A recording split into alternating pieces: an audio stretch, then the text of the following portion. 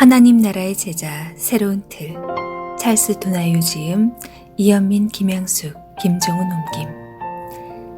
한낮의 독자 여러분 안녕하세요. 템북지기 김선입니다. 오늘은 한낮의 다시 읽기 함께 읽기 11번째 시간이고요. 2019년 8월 12일 월요일입니다. 네, 광복절을 3일 앞둔 날이네요. 그래서 오늘은요 특별히 좋은 글 찾지 않고요. 제가 기회가 되면 낭독해드리고 싶었던 시 한 편 가져왔어요. 광복절 기념 시 낭독입니다. 그 시대를 살았던 그분의 시. 흐르는 거리, 윤동주. 으스러미 안개가 흐른다. 거리가 흘러간다. 저 전차, 자동차, 모든 바퀴가 어디로 흘리워가는 것일까? 정박할 아무 항구도 없이 가련한 많은 사람들을 싣고서 안개 속에 잠긴 거리는 거리 모퉁이 붉은 포스트 상자를 붙잡고 섰으려면 모든 것이 흐르는 속에 어렴풋이 빛나는 가로등. 꺼지지 않는 것은 무슨 상징일까? 사랑하는 동무 박이여, 그리고 김이여, 자네들은 지금 어디에 있는가? 끝없이 안개가 흐르는데. 새로운 날 아침, 우리 다시 정답게 손목을 잡아보세. 몇 자 적어 포스트 속에 떨어뜨리고 밤을 새워 기다리면 금휘장의 금단추를 삐었고 거인처럼 찬란히 나타나는 배달부. 아침과 함께 즐거운 내림. 이 밤을 하염없이 안개가 흐른다. 네, 여러분 너무나 좋아하시는 윤동주님의 시였습니다. 그 시대를 사셨던 그분의 마음을 다시 한번 돌아보는 것 같습니다. 붉은 포스트 상자, 우체통 가끔 보이나요? 네, 가끔 보이죠. 어렴풋이 빛나는 가로등. 사랑하는 동무 박과 김, 정말 힘들었던 시대에 의지했던 동무들을 다시 보고 싶어 했던 그분의 애타는 마음을 느끼는 것 같습니다. 네, 여러분 서재에 아마 윤동주 시인의 시집 한 권씩 꽂혀 있을 거예요. 다시 한번 들춰보세요. 네, 오늘 여기까지 하고요. 오늘 할 일을 다시 돌아봐야겠죠? 108조, 하나님 나라의 제자, 한낮의 108조부터 읽겠습니다. 아래에서 세 번째 줄. 하나님 나라는 무엇인가? 하나님 나라 혹은 천국은 무엇인가? 우리가 제자 삼는 사역에 하나님 나라 모델을 시행하려면 이것을 이해하는 것이 필수적이다. 나는 이 질문에 대해서 가능한 기본적인 대답을 하고 싶지만 간단하지가 않다. 이 주제에 대해서 좀 더 공부하기를 원하는 사람들을 위해서 이 장의 끝에 읽어야 할 책을 제안할 것이다. 이 장에서 다루지는 않겠지만 하나님 나라에 대해서 생각할 때 꼭 포함되어야 할 하나님 나라와 세상 나라 사이의 반립과 같은 중요한 주제들이 있다. 나는 이 책 전체를 통해서 특별히 2부에서 반립과 긴장을 보여줄 수 있기를 희망한다. 시편 103편 19절에서 시편 기자는 여호와께서 그의 보좌를 하늘에 세우시고 그의 왕권으로 만유를 다스리시도다 라고 아주 분명하게 우리의 질문에 대답하고 있음을 먼저 주목하자. 시편 기자는 그리스도인이 믿는 기본적인 신앙, 하나님은 창조주시며 그분의 모든 창조 세계를 다스리신다는 것을 진술하고 있다. 그분의 나라에는 모든 만물이 다 포함되어 있다. 하나님 나라 개념의 핵심은 무엇보다도 지금 하나님의 다스림과 통치를 의미한다. 19절에서 왕이신 하나님께서 그분의 백성을 포함한 당신의 나라 전체를 다스리시는 입법자이시며 권위자이심을 주장한다. 구약 성경에서 선지자, 특별히 다니엘과 이사야 같은 사람들은 아직 완전하지는 않을지라도 하나님께서 현재 그분의 나라를 다스리고 계심을 보았다는 것은 분명하다. 둘째, 입법자이신 하나님은 인격적이시기 때문에 우리는 현재와 장래에 도래해야 할 하나님 나라의 관계적 국면을 이해해야 한다. 하나님 나라의 백성으로서 우리는 그분이 우리 삶을 모든 수준에서 만지고 계심을 깨달아 간다. 그분께 속하지 않은 영역은 아무것도 없다. 셋째, 신약 성경에서 사도 바울은 하나님 나라의 미래적 국면을 언급한다. 이러므로 하나님이 그를 지극히 높여 모든 이름 위에 뛰어난 이름을 주사 하늘에 있는 자들과 땅에 있는 자들과 땅 아래에 있는 자들로 모든 무릎을 예수의 이름에 꿇게 하시고 모든 입으로 예수 그리스도를 주라 시인하여 하나님 아버지께 영광을 돌리게 하셨느니라. 구약과 신약 모두 하나님 나라가 도래하고 있다는 생각을 보여준다. 실제로 예수 그리스도의 오심으로 그 나라가 도래하였다. 하지만 우리는 또한 그리스도께서 이 세대의 끝에 다시 오실 때 그 나라가 완전하게 도래할 것임을 기억한다. 그때가 바로 빌립보서 2장 10절에서 11절의 말씀이 최종적으로 그리고 완전하게 실현되는 순간이다. 우리는 하나님 나라의 과거, 현재, 미래의 국면을 명심할 필요가 있다. 왜냐하면 하나님 나라와 관련하여 어떤 사람들은 우리가 현재 누리고 있는 것이 장래에 누리게 될 모든 것이라고 말하고 또 어떤 사람들은 하나님 나라의 도래는 현재의 실제와는 아무런 관련이 없는 완전히 미래의 사건이라고 주장하였기 때문이다. 나는 신앙생활 초기에 현재와 미래의 하나님 나라가 세워져 가는 것이 전적으로 하나님께서 하시는 일이라는 것을 배워서 기쁘다. 메러디스 클라인은 창조와 완성 사이에 하나님의 개입이 있다고 말한다. 태초와 종말 사이의 시간에 하나님의 개입을 통해서 그분은 당신의 나라를 세워가신다. 당신은 이 이야기를 기억할 것이다. 하나님께서 아담에게 만약 선악을 알게 하는 나무의 열매를 먹으면 반드시 죽을 것이라고 말씀하셨다. 우리는 아담이 불순종하여 그 열매를 먹었다는 이야기를 읽을 때 당장 하나님의 심판이 내릴 것이라 기대한다. 그러나 실제로는 하나님께서 개입하셔서 다음과 같이 말씀하신다. 나는 내가 정한 시간에 최후의 심판을 내릴 것이다. 그동안 나는 아담의 죄로 인해 야기된 피해를 되돌릴 구원의 계획을 시작할 것이다. 이것은 오직 하나님만이 하실 수 있는 일이며 인간은 하나님의 은혜를 받아 누리는 자이다. 우리는 하나님 나라가 도래하였음을 깨닫는다. 그리스도께서 오셨고 그분의 영으로 여기 계시기 때문에 그 나라는 지금 우리와 함께 있다. 그러나 하나님 나라는 또한 미래의 종말론적 사건, 아직이기도 하다. 하나님께서 만물을 그의 발 아래에 두실 때가 아직 남아있다. 예수님께서 우리에게 당신의 나라가 하늘에서처럼 땅에 임하도록 기도하라고 가르치셨던 것이 놀랍지 않은가? 게르할더스 보스는 중첩된 두 단계의 하나님 나라의 도래에 대해서 말하였는데 첫 번째는 점진적 과정이고 두 번째는 그리스도의 다시 오심과 최종적인 완성과 연결된 격변적이고 즉각적으로 일어나는 사건이다. 현재와 미래의 의미 때문에 우리가 맨 먼저 확실하게 하고자 하는 것 중 하나가 그리스도인들이 하나님 나라의 교리를 이해하는 것이다. 덧붙여서 나중에 보게 되겠지만 제자가 되는 것을 하나님 나라의 관점에서 이해하는 것은 젊은 세대가 그들의 인생에서 찾고 있는 도전을 확실하게 제공한다. 젊은 세대가 그리스도인들에 대한 비판하는 것 중 하나는 그들이 비그리스도인들과 전혀 다를 바가 없다는 것이다. 그들은 많은 사람들에게 그리스도인이 된다는 것은 단지 교회에 가서 찬송을 부르는 것을 의미할 뿐이라는 사실을 알고 있다. 이런 회의적인 젊은이들은 하나님 나라가 가져다주는 현재의 의미와 미래의 소망을 볼 필요가 있다. 하나님 나라와 교회의 관계. 우리가 하나님 나라와 교회의 관계에 대해서 그리고 그 둘과 세상과의 관계에 대해서 이야기할 때 교회는 특별히 좁은 개념으로 그리스도인의 삶에 초점을 맞추고 있음을 깨달아야 한다. 교회의 사명은 은혜와 말씀, 성례의 방편과 관련되어 있다. 그것은 또한 믿는 성도들 안에서 특별한 가족 관계에 초점을 맞추고 있다. 대조적으로 하나님 나라는 교회와 달리 삶의 모든 영역과 관련을 맺고 있으므로 그리스도인의 삶에 훨씬 더 광범위한 혹은 더 넓은 국면을 제시한다.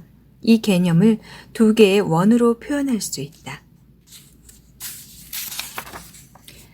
사람들은 다른 어떤 장소보다 교회를 보면서 하나님 나라가 어떤 곳인지 더욱 분명하게 볼 수 있어야 한다. 왜냐하면 교회는 하나님 나라의 중심이기 때문이다. 바깥 원이 표현하는 하나님 나라는 그 통치 영역에 한계가 없다. 그리스도는 교회의 왕이요 머리이시며 주이시고 통치자이시다. 그러나 그분은 또한 우주의 주이시기도 하다. 그리스도의 교회에 속한 그리스도인이 빛과 소금의 역할을 위해 하나님 나라의 더 넓은 영역으로 나아갈 때 하나님은 그들의 삶이 인생의 모든 영역에서 영향력을 발휘하도록 의도하셨다. 하나님 나라의 백성으로서 우리가 가진 기독교 신앙은 하나님 나라의 범위 안에 있는 어떤 것과도 분리될 수 없다.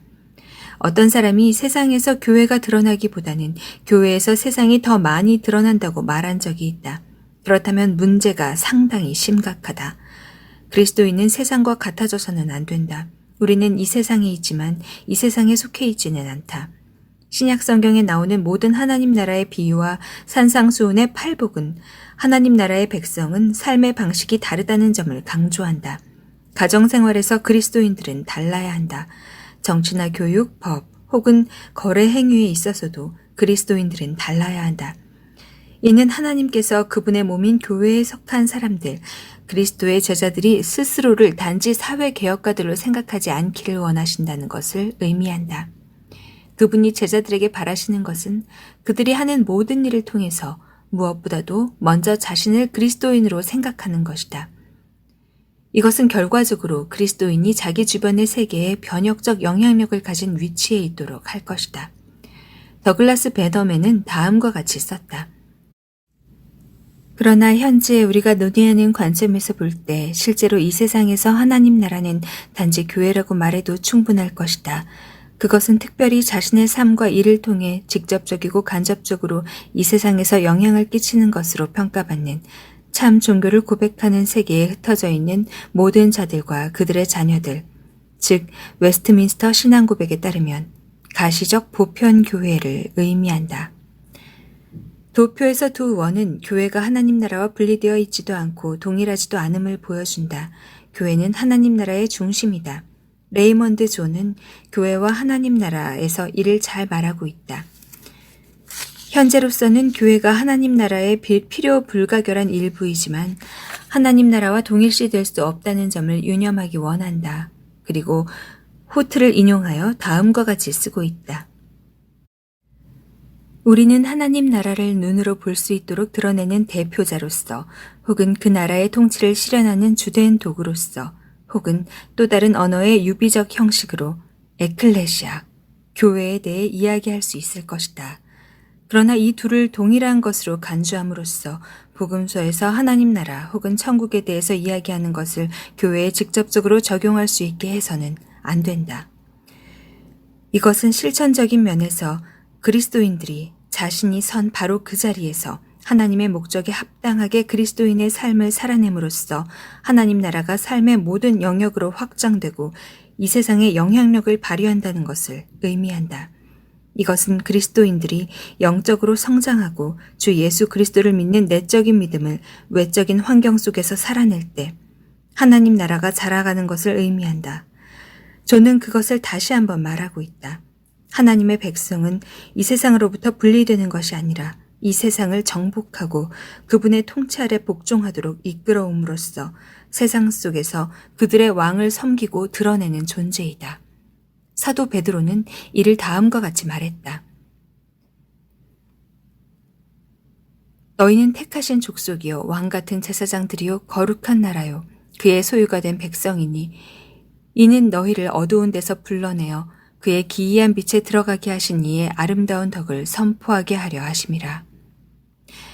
구약시대의 참 이스라엘이 그러했듯이 오늘날 교회는 전체 세계와 삶의 모든 영역에서 복음의 진리에 대한 증거를 가진 제사장의 나라, 거룩한 나라가 되어야 한다. 하나님 나라와 교회, 유사점과 차이점. 지금까지 우리는 교회와 하나님 나라 간의 관계에 대해서 표면만 살짝 훑어보았다.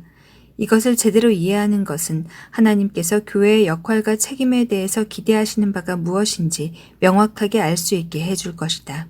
또한 하나님 나라의 보다 더 넓은 의미를 이해할 수 있게 해줄 것이다. 이것을 이해하면 둘의 역할과 책임을 분리하거나 동일시하는 실수를 예방할 수 있을 것이다.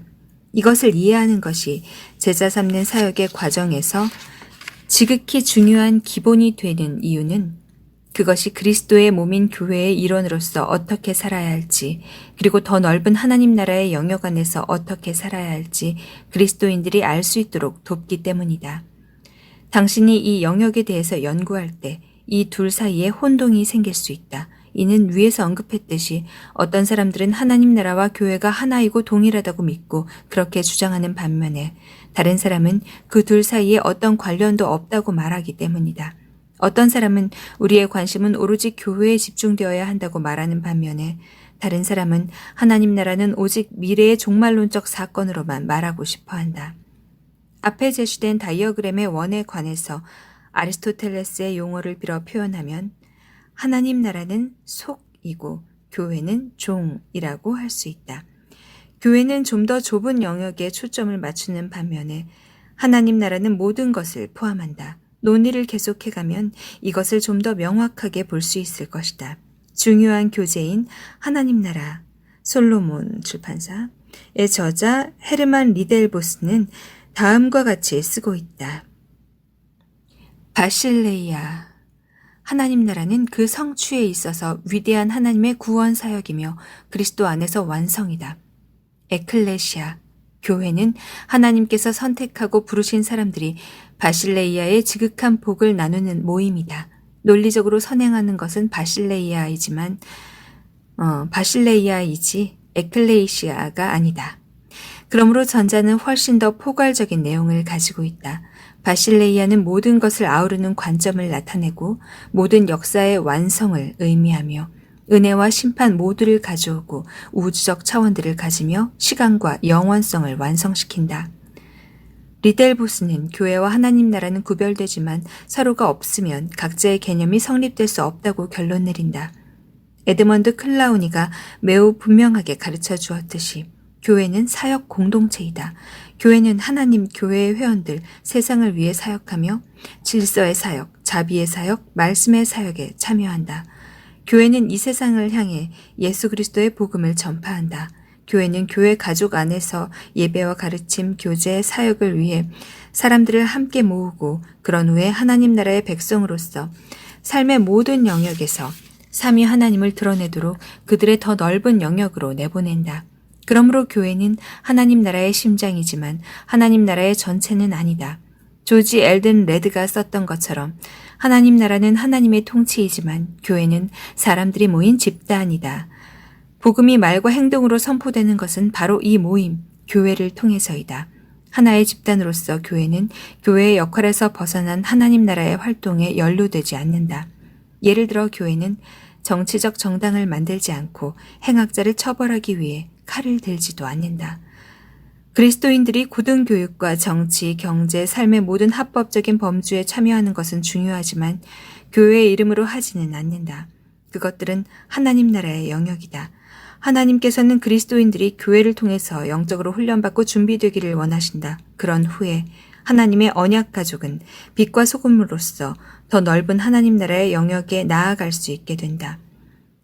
하나님 나라 안에서 제자들은 복음의 진리를 증거할 기회를 가진다. 그들은 또한 창세기 1장에서 주어진 첫 번째 위임령인 문화명령을 수행할 준비를 갖춘다. 제자는 더 넓은 범위의 하나님 나라 안에서의 활동과 교회 안에서 자신의 역할과 위치를 구분하는 법을 알아야 한다. 사람들이 교회 공동체를 바라보면서 그들은 하나님 나라가 무엇과 같은지 엿볼 수 있어야 한다. 교회는 그 참된 회원들을 오직 하나님만 아신다는 의미에서 비가시적, 무형적이다. 그러나 교회는 또한 그리스도 안에서 자신의 신앙을 공적으로 고백하는 사람들의 모임이기에 가시적, 유형적인 국면을 가지고 있다. 이것과 관련하여 언젠가 나는 하나님께서 교회를 최종적인 하나님 나라의 모형이 되도록 의도하셨기 때문에 사람들이 교회를 바라보면서 앞으로 도래할 하나님 나라의 모델을 보아야 한다는 글을 읽은 적이 있다. 자크 엘롤은 그의 통찰력 있는 책 세상 속의 그리스도인 대장간 출판사에서 이중 의미를 강조하였다. 첫째, 사람들이 중심가 4번 도로에 있는 교회를 볼 때 하나님 나라의 현존을 보아야 한다. 여기서 엘룰은 당연히 벽돌과 효반죽으로 만들어진 교회 건물이 아니라 거기 모인 사람들과 그들이 교회로서 드러내고 있는 것을 말하고 있다. 둘째, 신학은 오늘날 세상에 제공할 수 있는 것이 거의 없다. 왜냐하면 평신도들은 자신의 신앙을 사유화하였고 펌프시처럼 감히 그들의 종교적 신앙을 일상의 삶과 뒤섞으려 하지 않기 때문이다. 엘룰은 교회가 하나님께서 애초에 의도하셨던 바 삶의 모든 영역에서 빛과 소금과 빛이 되지 못했기 때문에 오늘날 복음이 선포되나 그것이 세상에 미치지 못한다고 결론 내린다. 평신도의 삶의 자리는 교회와 세상 모두를 위해서 필수적이다. 그러므로 이 자리에 대해 명확하게 이해하는 것이 매우 중요하다. 네, 오늘 하나제 다시 읽기 11번째 시간은 여기까지 122쪽 위에서 4번째 줄까지 읽는 것으로 하겠습니다. 네, 광복절날 국기개양 잊지 마시고요. 태풍이 올라와서 비가 좀 내리고 바람도 세게 불고 있어요. 오가시는 길 미끄러짐 없고요. 건강하게 나시길 바랍니다. 마지막 인사는 이것으로 하겠습니다. 대한독립 만세!